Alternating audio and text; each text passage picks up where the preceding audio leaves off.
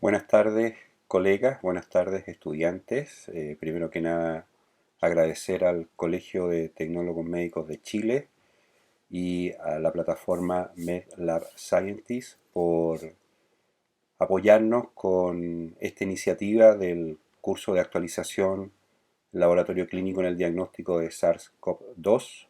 para todos los profesionales del área de laboratorio. Este primer tema que me han invitado a presentar es sobre epidemiología, vías de transmisión y fases de infección del COVID.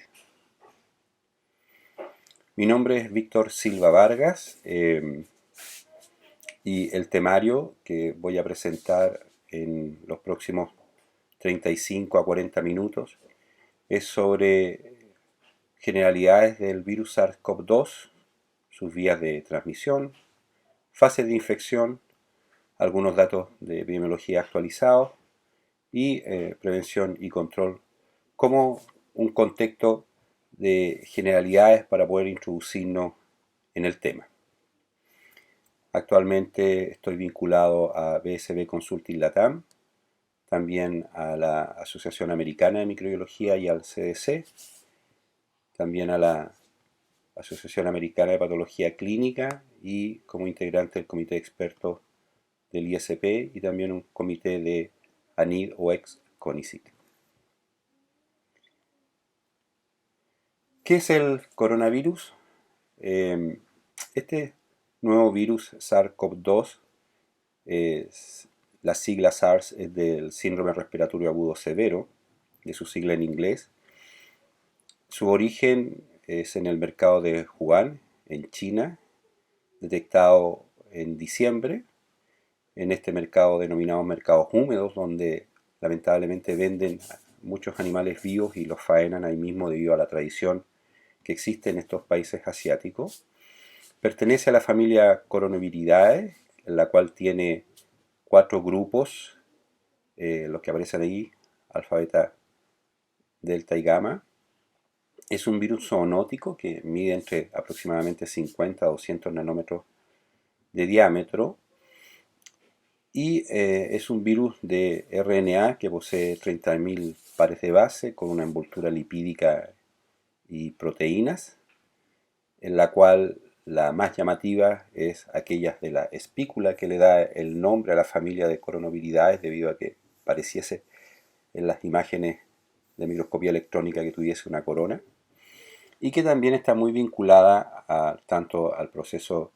de infección en las células humanas como también en la inmunogenicidad que puede generar en las personas post-infección o post-inmunización con vacunas. Esta espícula, que la que vemos nosotros acá en color rojito en esta imagen, ¿cierto?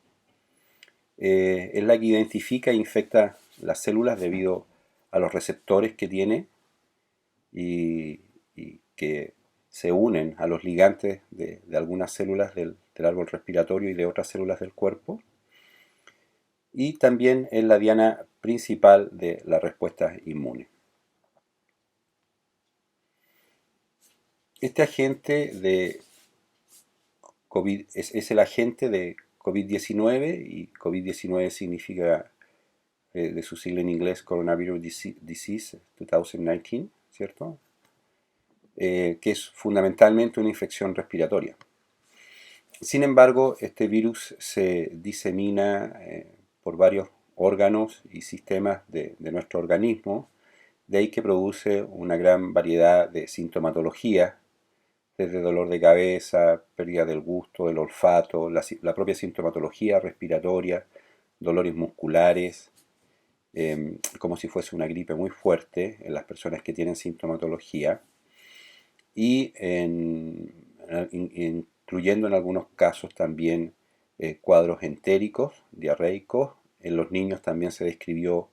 la presencia de lesiones cutáneas, principalmente en las extremidades de los pies, fundamentalmente los dedos de los pies. Y en otras personas, aproximadamente un tercio de las personas infectadas por COVID relatan no haber tenido ninguna sintomatología especial, denominándose a ellos como asintomáticos. Sin embargo, este virus tiene una amplia propagación entre las personas y eso está de una u otra forma vinculada a su sobrevida en el medio ambiente, ¿ya? Es importante la transmisión, lo que es el inóculo, ¿ya? La cantidad de virus que se encuentre uno, tanto en el ambiente como en superficies contaminadas. ¿Qué tipo de superficies? Si son lisas, rugosas, de plástico, de metal, de cobre o acero, ¿ya? Si hay materia orgánica o no protegiendo al virus, eso es muy importante. Así como también se han vinculado a temperaturas y humedad, pero fundamentalmente, más allá de que la temperatura pueda tener algún efecto en la viabilidad del virus, se ha asociado a las condiciones sociales, que cuando bajan las temperaturas, las personas, como por ejemplo en invierno, las personas tienden a tener una relación más de vinculación con otras personas de la familia y se reúnen más en los hogares y menos en espacios abiertos, sabiendo que justamente una de las recomendaciones que existe es poder privilegiar el juntarse en espacios abiertos para que se pueda minimizar el contacto con el virus cuando hay personas infectadas y lo están eliminando.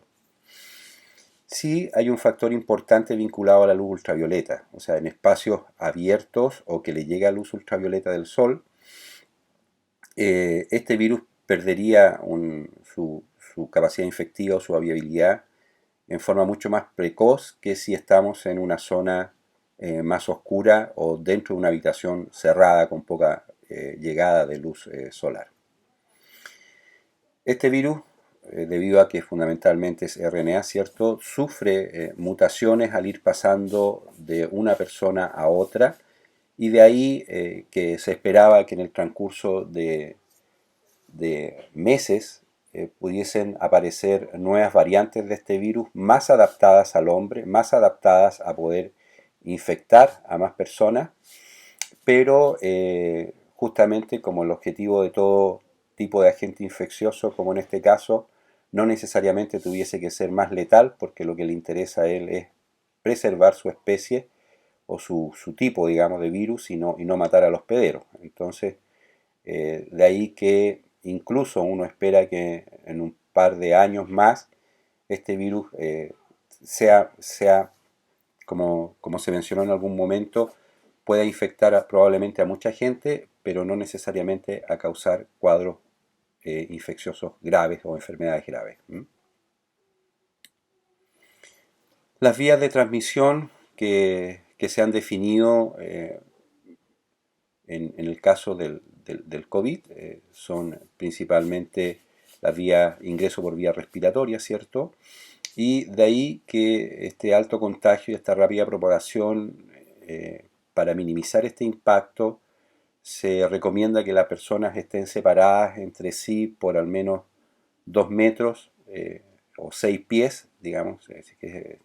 tomamos los datos americanos, 6 pies es 1,8 metros, y tener cuidado con los contactos con superficies contaminadas, de ahí la necesidad de que se realicen procesos de limpieza y de desinfección constante de superficies donde están que sufren, digamos, contacto con muchas personas de distintos tipos. Esta principal vía de ingreso son las gotitas respiratorias y estos se producen tanto al estornudar o al toser o al hablar y la puerta de entrada obviamente son la mucosa de la cavidad oral, nasal y también incluso ocular. Al lado derecho de la imagen nosotros vemos lo que es la capacidad infecciosa del virus, de este nuevo coronavirus, y el número reproductivo básico que se conoce como R0 es el número esperado de casos nuevos que puede producir un paciente infectado durante su periodo de contagio. Y así como hay unas enfermedades como tenemos acá, por ejemplo, el sarampión, que tiene una alta transmisibilidad, que una persona infectada puede infectar entre 12 a 18 personas. Si vemos acá la gripe estacional puede infectar entre 1,2 a 1,4 personas y el COVID entre 2 a 2,5 personas, ¿ya? Sin embargo, este virus tiene la capacidad de permanecer, por poseer esta envoltura lipídica que lo protege de condiciones ambientales, tiene la capacidad de permanecer por largas horas en distintas superficies o materiales. Por ejemplo, en el medio ambiente, este virus puede ser detectado hasta 3 horas después de haber sido liberado en un ambiente. Recalco, no es lo mismo un ambiente cerrado, con poca ventilación y sin la llegada de luz ultravioleta del sol, que espacios abiertos, ¿ya? En el plástico, este virus puede ser detectado hasta 3 días después de haber sido contaminado. En acero inoxidable también puede ser detectado hasta 3 días. En el cobre hasta 4 horas. Y en otras superficies como cartón, por ejemplo, hasta 24 horas. ¿Ya? Este fue un estudio realizado, publicado en el New England Journal of Medicine en el año pasado, ¿ya? Y que justamente vio en un estudio in vitro, al ir inoculando estas distintas superficies, cuál era la duración de este virus en estos distintos materiales. Y así se obtuvo que la vida media de este virus, por ejemplo, en el acero, que vemos que puede durar hasta 3 días, la vida media es de 13 horas, y en el plástico, que también dura hasta 3 días, su vida media puede ser de 16 horas. Por lo tanto, en resumen, en relación a la duración de este virus en superficie, en un par de horas puede durar en el medio ambiente, como en el cobre, por ejemplo. En guantes de látex se ha detectado que puede durar hasta 8 horas, pero en el cartón 24, acero inoxidable y plástico 72 horas. De ahí la importancia de que cuando uno está trabajando con pacientes, o tanto en atención cerrada como en atención abierta o incluso domiciliaria, la importancia de los EPP, que es un tema que va a comentar después nuestro colega Oscar Layton, que es especialista en esta área de cómo manejarlo adecuadamente, tanto durante su uso como después para eliminarlos, ¿ya? Porque vean ustedes que hasta en guantes puede durar hasta 8 horas. Hay algunos estudios que incluso indican que este virus puede durar por varias semanas en algunas superficies, que en este caso mostramos acá en la diapositiva del lado izquierdo que unos investigadores españoles pudieron encontrar después de 17 días todavía copias virales infectivas en los camarotes del crucero Diamond Princess, que fue un crucero en la cual hubo un brote al interior y que estuvo deambulando por varias semanas por distintos puertos a lo largo del mundo hasta que se consiguieron evacuar a todos los pasajeros. Pero justamente en aquellas cabinas, que son las cabinas bajas, donde llega poca luz solar, es donde se pudo encontrar todavía virus en copias virales, digamos, después de 17 días, o sea, después de 2 semanas y un poco más. Entonces, de ahí la importancia de tener estos antecedentes para poder ayudar en las recomendaciones a las personas para ventilar adecuadamente los espacios cerrados y permitir el ingreso de la luz ultravioleta solar en forma natural, digamos. En resumen, también acá mostrando, por ejemplo, que todas estas manillas de acero inoxidable de las puertas o tomaderos de seguridad, bolsas plásticas, la superficie de los teléfonos, del teclado de computador, nosotros el virus, si es que estornudamos encima de ellos, si hay materia orgánica, perfectamente pueden quedar viables hasta por 3 días. Entonces, si nosotros estamos trabajando con pacientes, contaminamos nuestros guantes y después tocamos computadores o tocamos nuestros teléfonos celulares con dichos elementos de protección personal, podemos contaminarlo, y otra persona que después tenga acceso a los mismos elementos podríamos eventualmente ser un vehículo de transmisión del virus a estas personas. En relación a la contaminación de la ropa, todavía no hay una claridad plena, pero se estima que por lo menos en ropa podría permanecer hasta por 24 horas. Sin embargo, no hay estudios que puedan ratificar esta información que yo estoy dando en estos momentos. De ahí que, como una de las formas preventivas, es que en muchos lugares se utilizan pisaderas con amonio cuaternario para que uno pueda colocar ahí el zapato, ¿cierto? O los elementos que ande utilizando para poder desinfectar estas superficies del calzado y así también minimizar el impacto de andar transmitiendo el virus en distintas zonas, principalmente cuando uno está atendiendo pacientes en zonas contaminada COVID y va a otras zonas donde no hay pacientes COVID. De ahí también la importancia para tener en consideración del cambio de delantal o de ropa entre distintas zonas de los centros asistenciales. Bueno, últimamente también ha llamado la atención en el mundo médico y científico la aparición de distintas variantes de SARS-CoV-2, dentro de las cuales las tres principales que voy a mencionar son aquellas que de una u otra forma han tenido un impacto en la epidemiología de la transmisión de esta infección y de la enfermedad. No es la primera cepa variante que se ha identificado, pero sí es la primera que tuvo un impacto, que es la del Reino Unido, o UK como se le denomina también, que el nombre específico es B117, que fue descrita en septiembre del año pasado, y que lo que llamó la atención es que esta variante presenta al menos 8 cambios en la espícula debido a mutaciones específicas que presenta su código genético. Y eso ha hecho con que justamente esta variante tenga esa capacidad de adaptarse mejor y tener una mayor capacidad infectiva, pudiendo elevar en varias veces esta capacidad de infección, ¿ya?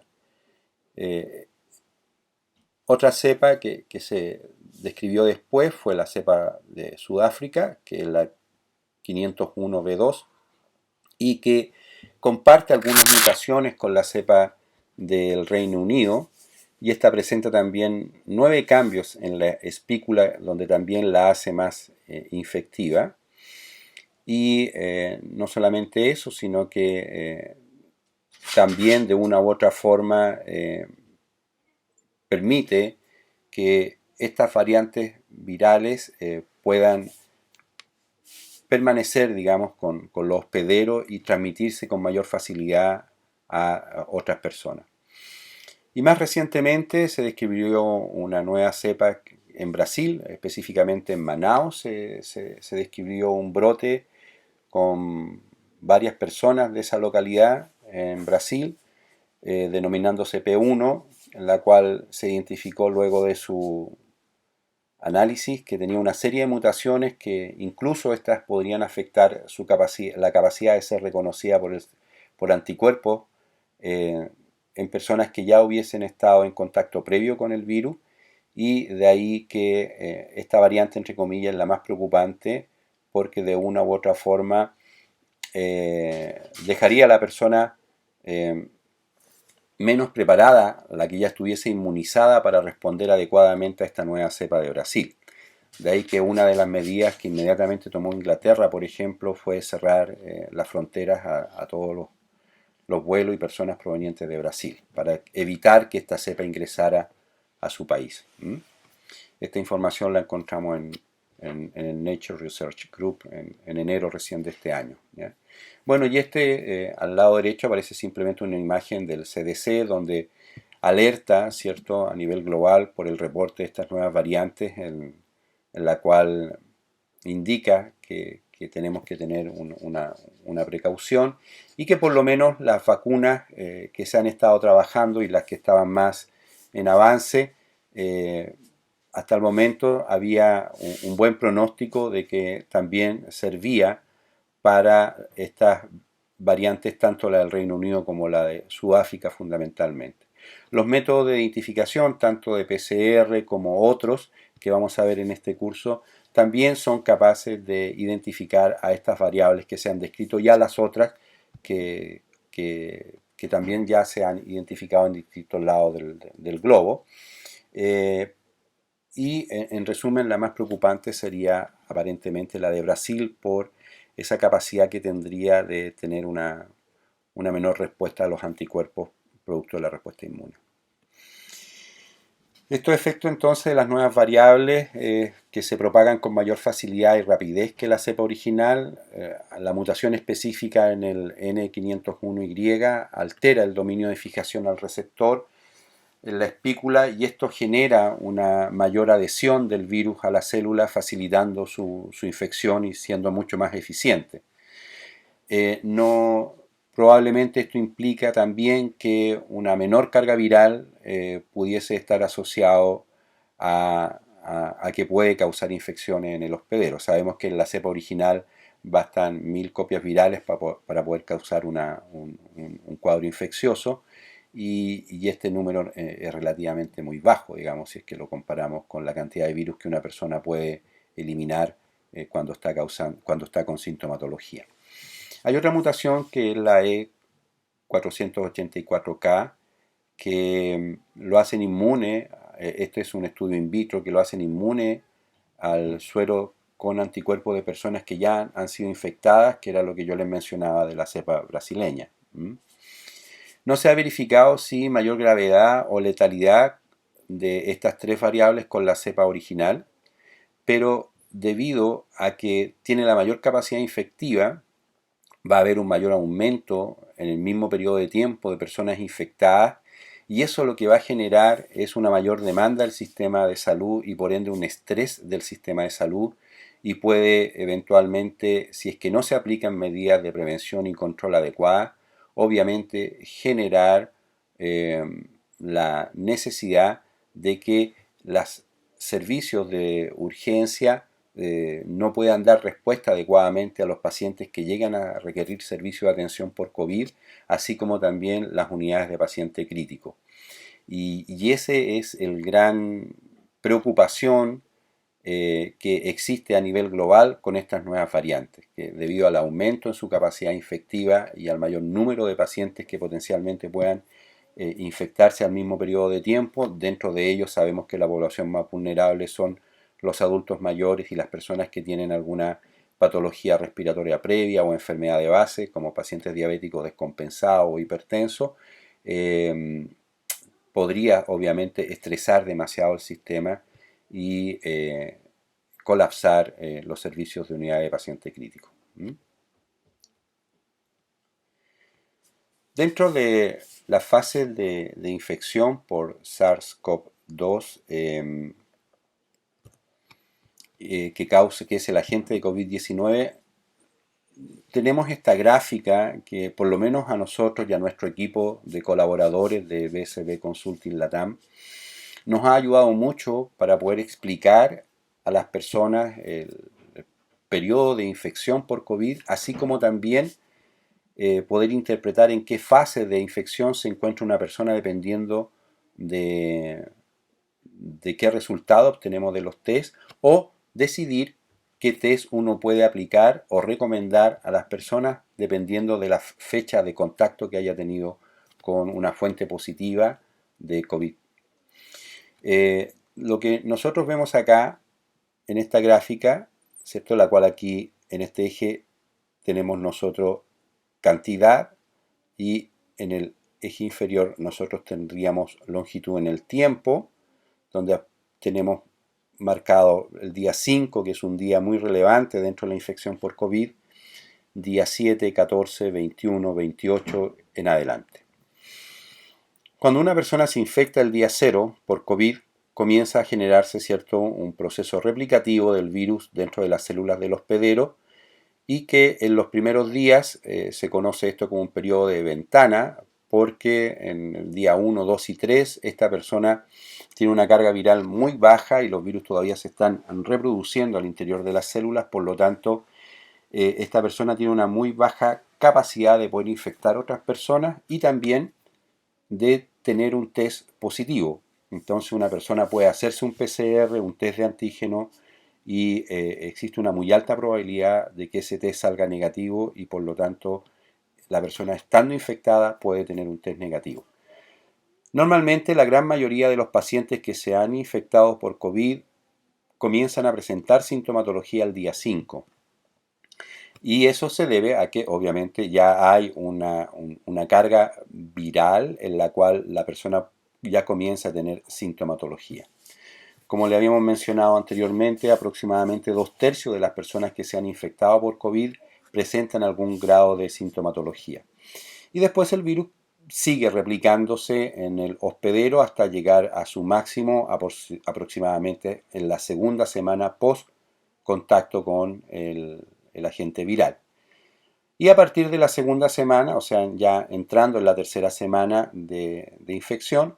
este virus comienza a disminuir drásticamente, y esa disminución del virus drástica se debe fundamentalmente a la producción de inmunoglobulina G por parte del hospedero, sabiendo que esta inmunoglobulina obviamente es aquella que le da protección al hospedero y que es capaz de combatir al virus al rodear y bloquear al virus y impedir que ingrese nuevamente a otras células y que venga nuestro sistema inmune, fagocite estos virus y los destruya. Y este virus sigue bajando su cantidad a medida que aumenta y se sostiene la IgG, que permanece después en el hospedero por varios meses, ¿ya? Lo que hemos visto en relación a la presencia de IgG es que las personas asintomáticas presentan un IgG protectores, pero que después de 4 a 6 meses comienza a disminuir esta cantidad de inmunoglobulina G en comparación con las personas que han tenido sintomatología de SARS-CoV, de COVID, cuya presencia nosotros incluso hemos detectado inmunoglobulina en pacientes que han tenido la infección después de 10 meses y todavía nosotros hemos seguido detectando la presencia de inmunoglobulina G contra SARS-CoV-2. Entonces, ¿cuáles son estas fases que estarían asociadas a la infección? Bueno, luego del periodo de ventana, que podrían ser 3 o 4 días, ¿cierto? Al día 5, cuando la persona comienza a tener sintomatología, se denomina fase temprana, y en esta fase temprana, normalmente al día 7, al segundo día de que la persona comienza a tener sintomatología, o al día 7 desde que la persona tuvo contacto con el virus, comienza a generarse inmunoglobulina M, que ustedes saben que es la primera inmunoglobulina que se genera a nuestro sistema inmune cuando está en contacto con un agente por primera vez, siendo esta detectable ya por los sistemas de diagnóstico en el laboratorio a partir especialmente del día 10. ¿Ya? A partir del día 10 esta inmunoglobulina ya puede ser detectada tanto en sistemas cuantitativos como cualitativos de detección de inmunoglobulina. Y esta inmunoglobulina es de una producción bastante corta, normalmente en una semana llega a su pic, del día 7 al día 14 llega a su pic, y luego comienza a disminuir su producción supuestamente durante 2 semanas, y después queda un remanente, no es que llegue a cero, ya este gráfico desde mi punto de vista necesita una modificación, y queda IgM remanente por algunos días más o por una semana más, que todavía puede ser incluso detectable, pero en menor cantidad que en las semanas previas, tanto con los test cuantitativos como incluso en los test cualitativos. Y al día 14, cuando estamos en la fase activa, comienza a generarse inmunoglobulina G, que como ya les mencioné a ustedes, es la responsable de esta disminución de carga viral y que comienza también con la recuperación del paciente. Pasando a la tercera semana a una fase posterior, donde hay una muy baja carga viral y la persona incluso aquí en esta etapa ya no contagia a otras personas. De ahí que los periodos de cuarentena inicialmente fueron de 14 días, porque cuando la persona comenzaba a tener síntomas, el día 5 se hace un PCR,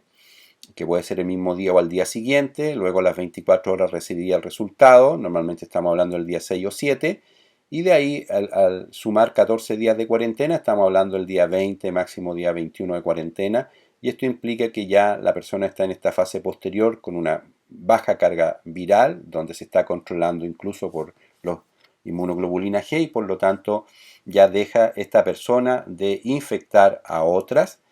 y la persona ya puede terminar su cuarentena y volver a tener contacto con otras personas. Después de la cuarta semana entonces se llama la fase de recuperación y esta fase de recuperación la persona presenta todavía cierto IgG, ya no presenta virus y esta fase de recuperación, obviamente aquí la persona, como está con estos anticuerpos protectores durante meses, incluso está de cierto modo protegido contra nuevos contactos virales. Entonces, en resumen, tenemos nuestro periodo de ventana, que son los primeros 3 a 4 días, luego la fase temprana de infección, que sería desde los días 5 al 11 aproximadamente, la fase activa de infección, que es del día 12 al 18, y en ambas, que está aquí descrita ambas fases, tanto fase temprana como fase activa, si nosotros vemos la cantidad de virus que debería estar en las personas, ellos se encuentran con una alta carga viral y están transmitiendo el virus a otras personas. De ahí que ambas deben, en ambas fases, digamos, tanto fase temprana como fase activa, los pacientes deben estar aislados en cuarentena para evitar que transmitan el virus a terceras personas. Después, cuando pasan a su cuarta semana en adelante, que es la fase posterior y de recuperación, la persona ya sale de su periodo de aislamiento o de cuarentena y dependiendo de cómo se sienta en su estado de salud, puede volver, ¿cierto?, a sus actividades previas sin temor de estar infectando a terceros. Bien, ¿cuál es el potencial uso para SARS-CoV-2 y COVID-19 de los test? Tenemos que el principal método diagnóstico es a través de la detección de ácido nucleico, en este caso del ARN viral, que es considerado el método diagnóstico de detección de SARS-CoV-2 y por ende de COVID-19, tanto sintomático como asintomático. Y en nuestro país comenzó, como ustedes saben, en el laboratorio del Instituto de Salud Pública y posteriormente se fue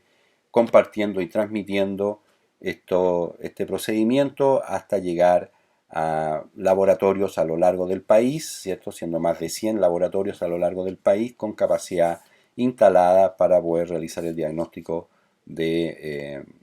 COVID a través de la detección de PCR en tiempo real de este agente viral, ¿ya? Lo que justamente ha permitido que se reconozca públicamente la acción de los profesionales del laboratorio clínico vinculados al diagnóstico por esta metodología en el país. El test de antígeno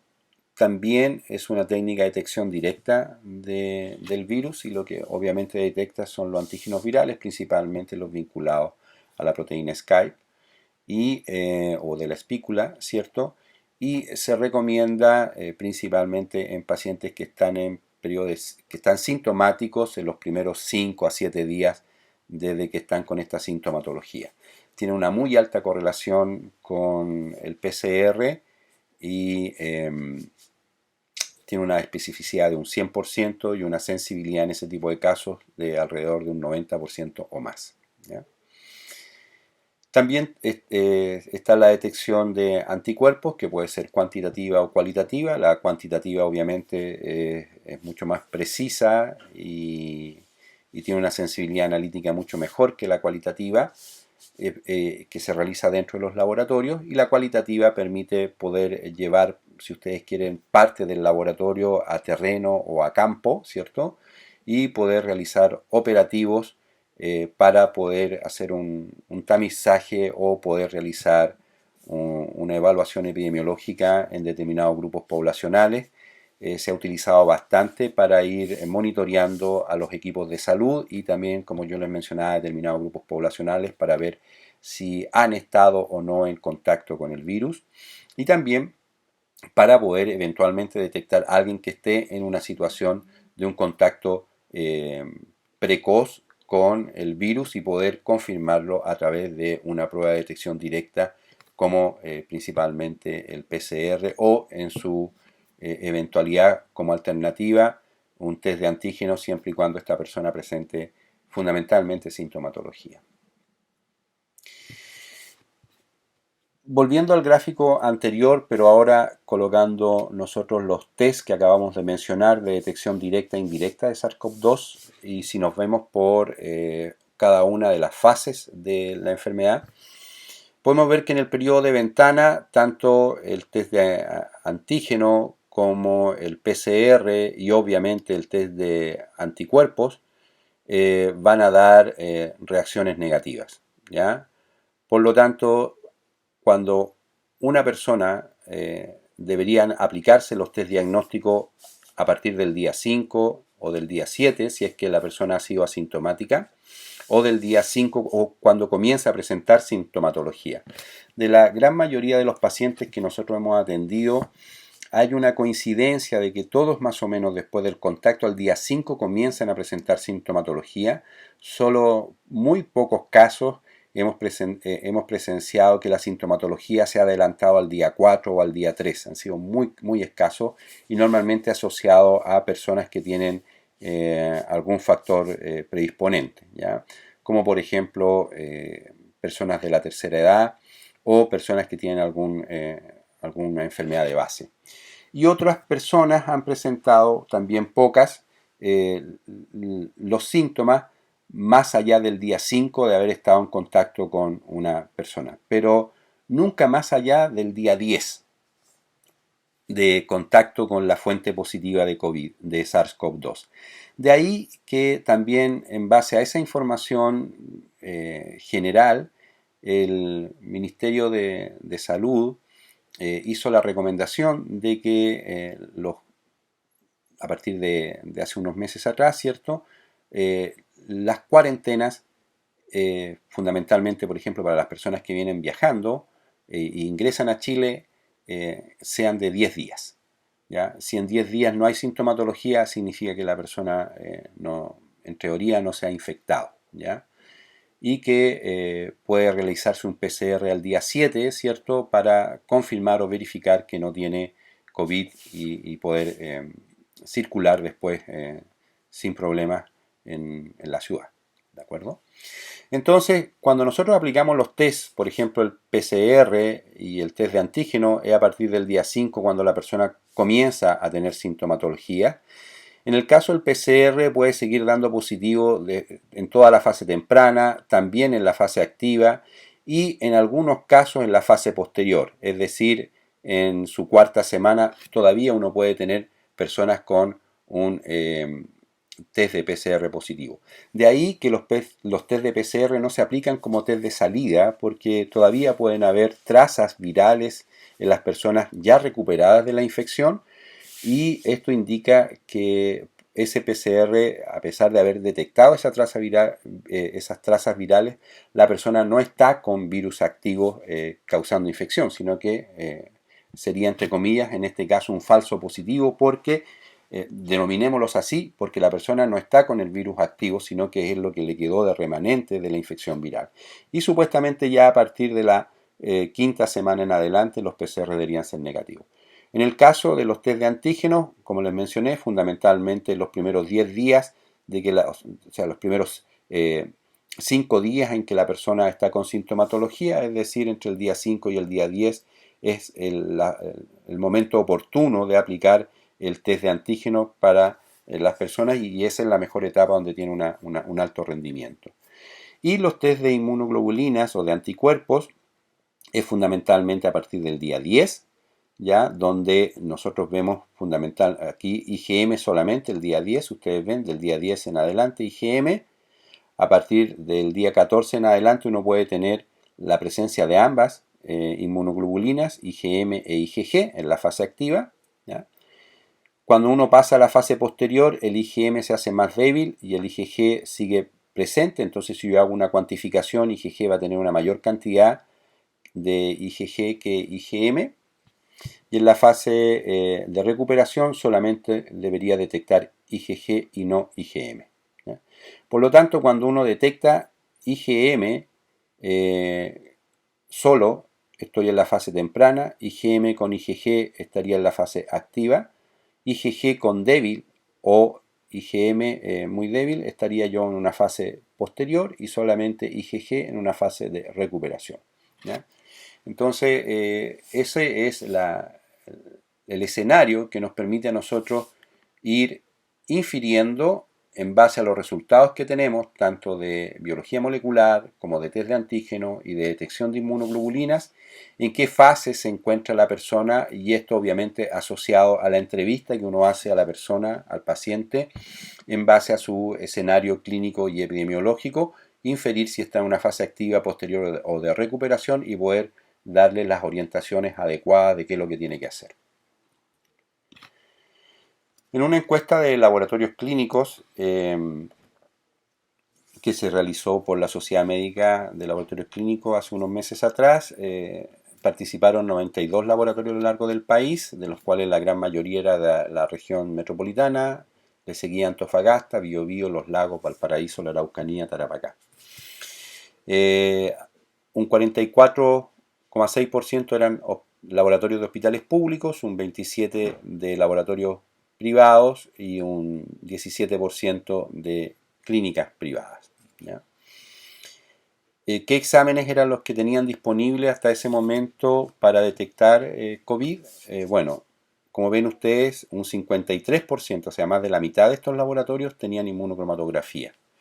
en la cual se veía que existía una alta variabilidad en relación a su calidad y sensibilidad, y esto debido fundamentalmente a la gran cantidad de más de 500 test disponibles que existen en el mercado para realizar test de inmunocromatografía, sin un estudio previo que avalara que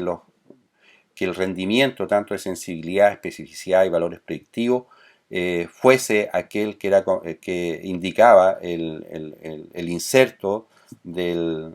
sistema de inmunocromatografía o de flujo lateral, ¿ya? Nosotros vamos a comentar algo al respecto en un momento más.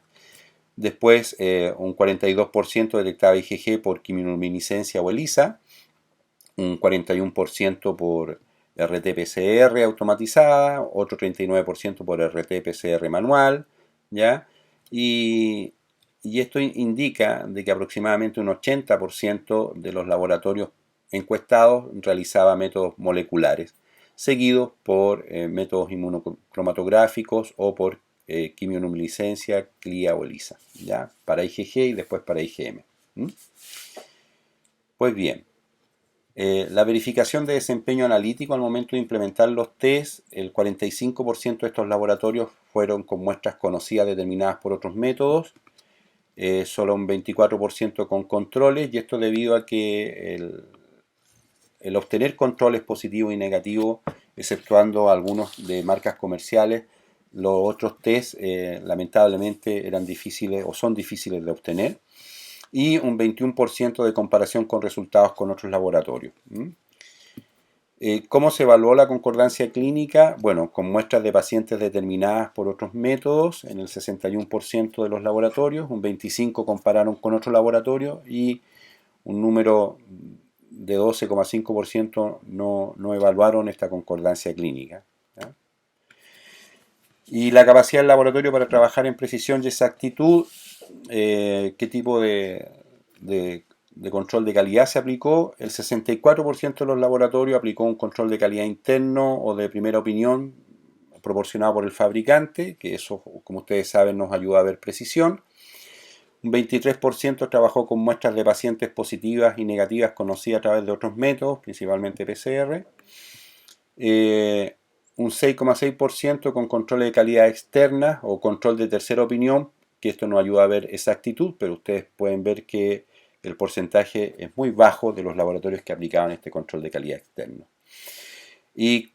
cuáles son las empresas que proporcionan estos controles de calidad externos? Bueno, están aquí presentes en este cuadro, ¿ya? Que la más cercana que nosotros tenemos es Controlab de Brasil, que tiene controles de calidad externo para PCR, para serología cuantitativa y para serología cualitativa, ¿ya? Los test de antígeno normalmente, la gran mayoría de los sistemas disponibles, principalmente los que están aprobados por la FDA, vienen con sus respectivos controles internos también ellos. Bueno, para ir avanzando con la presentación, voy a presentar algunos datos importantes del informe epidemiológico del último, que fue el 86, emitido el 15 de enero de este año 2021, donde lo que nosotros vemos es esta gran diferencia, este gran avance desde el 19 de junio del año 2020, cuando existían en el país un total de 6.927 contagiados con 426 casos nuevos en el país, ¿cierto? Ese día, y 8 muertos lamentablemente a esa fecha. Sin embargo, hoy en Chile, al 19 de enero, tenemos nosotros más de 760.000 casos de COVID, que es la sumatoria de los confirmados y de los probables, con más de 17.600 fallecidos y con una tasa de letalidad de 3,1%. ¿Ya? A nivel global estamos sobre los 96 millones de infectados y sobre los 2 millones de fallecidos. Entonces, si vemos acá en la curva de casos COVID, justamente donde estábamos hablando aquí de junio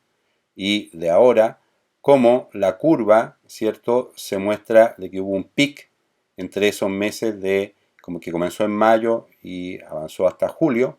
y que ahora, ¿cierto?, comenzó durante diciembre, fines de diciembre, digamos, ¿cierto?, y ahora en enero, este segundo aumento de casos. Entonces, hasta el 14 de enero, que fue el registro de esta publicación por el Ministerio, tenemos un total de casos acumulados, como ya le habíamos mencionado, de sobre 750.000 casos, de los cuales en las últimas semanas hemos estado sobre los 3.500 y en este caso 4.471 casos nuevos en las últimas 24 horas. Y eso se debe fundamentalmente a la mayor capacidad de testeo que tiene nuestro país por PCR, de los cuales 2/3 son sintomáticos y 1/3 asintomáticos. Entonces, esta realidad que yo le acabo de mencionar, país, no la podemos extrapolar a cada una de las regiones e incluso a cada una de las ciudades o comunas. De ahí la importancia de que cada uno de los hospitales tenga el escenario, la imagen de semana a semana de lo que va pasando en su comuna para poder obviamente implementar medidas tanto de diagnóstico en el laboratorio como de otras cosas. ¿Ya?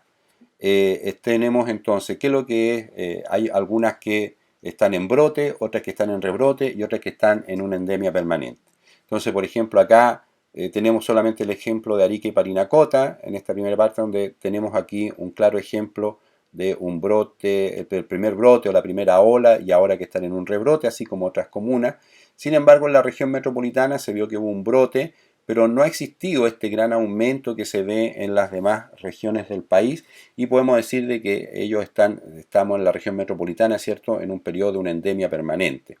Sin embargo, en otras, como en Los Ríos, por ejemplo, comenzó un aumento, pero este aumento ha sido sostenido, al igual que en la Araucanía, por ejemplo, y ha ido aumentando exponencialmente en forma significativa, sin que se observen picos particulares para hablar de rebrote.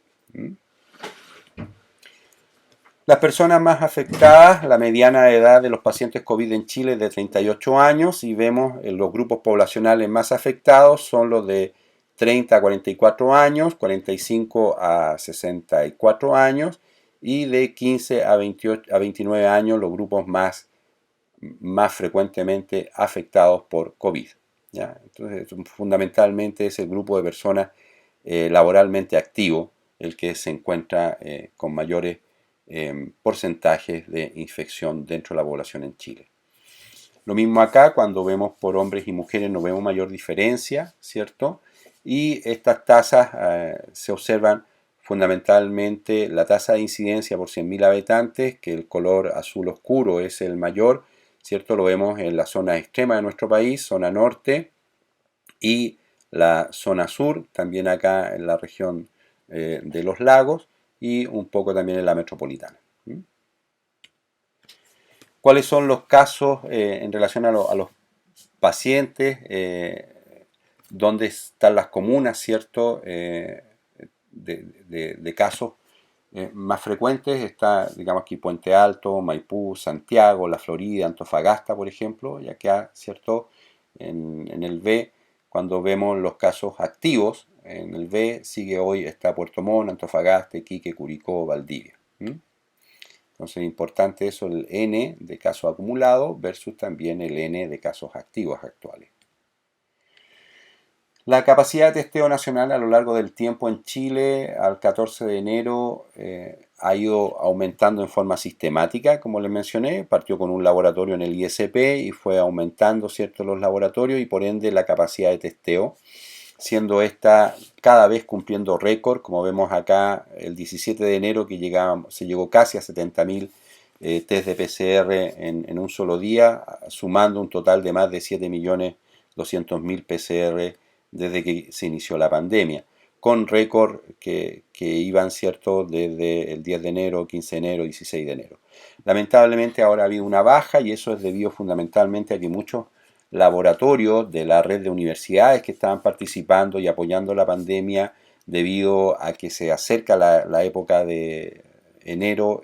ya estamos en enero y febrero, digamos que comienzan muchas universidades con los recesos universitarios,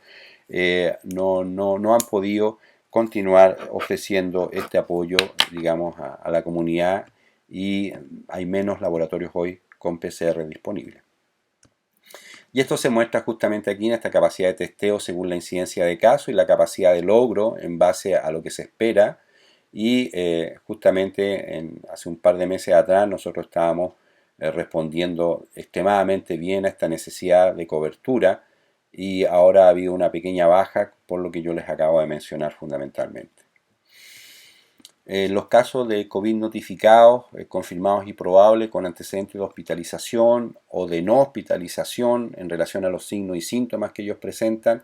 vemos que los hospitalizados, el mayor signo que presentaba o síntomas que presentaban los pacientes era tos, seguido de fiebre y mialgia, digamos como los tres principales, más del 40% de los pacientes presentaban eso sobre un N de 63.000, y el de los no hospitalizados con síntomas era la cefalea, mialgia y tos, digamos. O sea, son los mismos tres síntomas, solamente que cambia la ubicación dependiendo de si uno estaba hospitalizado o no fue hospitalizado, y el N de este era casi de 68.000. Disculpa, de 600, casi de 680.000. Las tasas de casos por COVID notificados, confirmados y probables, digamos, hospitalizados por grupo de edad y sexo, la tasa, como vemos acá, total, se encuentra en esta línea que está demarcada. Y vean ustedes cuando se dividen por grupo etario, cómo aquellas personas que son de la cuarta edad o de la tercera edad son los que realmente han sufrido, tanto hombres como mujeres, en esta necesidad de hospitalización, ¿cierto? Siendo muy baja en las personas más jóvenes de 50 años o de niños. Esto es simplemente para mostrar la tasa de letalidad acumulada en nuestra población, que al día de hoy es de un 3,1%, con rangos que van desde 1,2 en Aysén a 3,8 en la región metropolitana, por ejemplo. Y los fallecidos a nivel nacional por COVID, el número, si ustedes ven acá, entre los hospitalizados, obviamente es muy superior cuando se compara con los no hospitalizados. Bien, para ir ya concluyendo esta presentación, las medidas y acciones de prevención y control, tenemos nosotros que el principal objetivo, como ustedes saben, era que esta curva, ¿cierto?, esta campana de Gauss, poderla aplanar, como se llama, y que independiente que se infecte el mismo número de pacientes, la idea es que esto sea a lo largo del tiempo para evitar el estrés en el sistema de salud, ¿ya? Y las medidas de prevención básicas que dan resultado es el lavado de manos frecuente con agua y jabón, el uso de mascarillas en forma adecuada, la distancia física de 2 metros y para el control, obviamente, la vacuna. Entonces, dentro de la medida de prevención, sabemos que si las personas usamos mascarillas siempre, el riesgo de contaminar a otra persona o que una persona se infecte cuando está conversando con una persona que tiene COVID es menor a un 1,5%. Sin embargo, si la persona que está infectada se saca la mascarilla y la persona que no está infectada no se la saca, ese riesgo aumenta un 70%. Y si ambas se sacan la mascarilla, ese riesgo aumenta un 90%. Y de ahí viene también otro factor importante, que es lo que también se va a mencionar en la próxima presentación, que es el tipo de mascarilla, la KN95, la que nos entrega mayor protección, ¿cierto? Y en comparación con las mascarillas de tipo quirúrgica, por dar un ejemplo, y que hay que tener mucho ojo con las mascarillas de paño o las mascarillas de esponja, que tienen una protección muy, muy baja. Para el control, ustedes saben que hay 4 tipos de vacunas que se están investigando y que en Chile ya tenemos 2 que han sido aprobadas. La primera es la que se utiliza un vector viral que inyecta un virus diferente y menos dañino que contiene los genes de la proteína espiga o SCAB del coronavirus para generar una respuesta inmune, y estas vacunas están la de Oxford AstraZeneca y la de Sputnik, ¿cierto?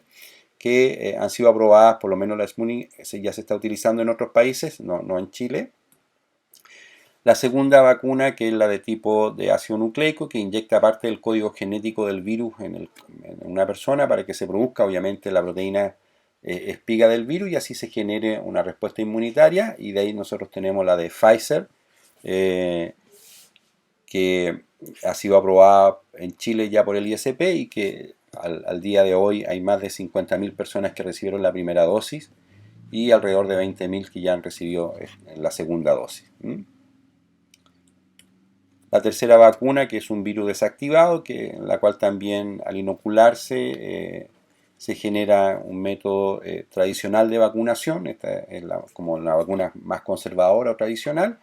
Y en este caso es por ejemplo, Sinovac, que es la vacuna china, como se le llama comúnmente. El nombre de ella es Coronavac. También se sintetiza en el Instituto Butantan en Brasil y que ya también fue aprobada hace pocos días atrás, el día 20 para ser específico, por el ISP, y estas vacunas incluso están llegando, ya llegaron también a nuestro país. También está la de Sinopharm y Bharat Biotech, que se llama Covaxin. Y la última proteína, la última vacuna que está en base a proteína, en la cual se inyectan solo los componentes de un virus que estimulan la respuesta inmunitaria, y nuevamente contra el blanco, que en este caso es una porción de la proteína de espiga, y esta vacuna es la Novavax y de Sanofi. Y quería darle las gracias por la paciencia, por el tiempo, y quedamos atentos a todas sus preguntas para poder responderlas a continuación. Esta es una fotografía junto a mi colega y amigo Vladimir Cantarelli de Brasil, ya que nosotros trabajamos juntamente con la ASM y el CDC, y aquí nos encontramos en la sede del CDC